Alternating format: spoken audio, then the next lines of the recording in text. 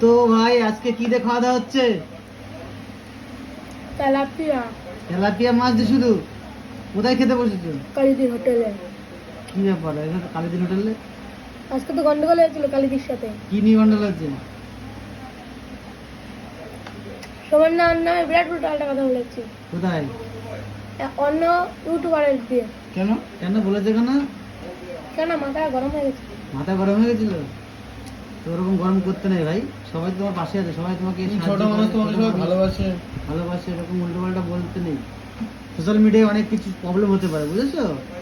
তো আজকে খাচ্ছে আমাদের তেলাপিয়া মাছ দিয়ে। আর দেখো বিক্রম ভাই, ও হো লাভলি লাগছে কিন্তু। হেভি লাগে, যা ভালো লাগে না। দারুণ লাগে না?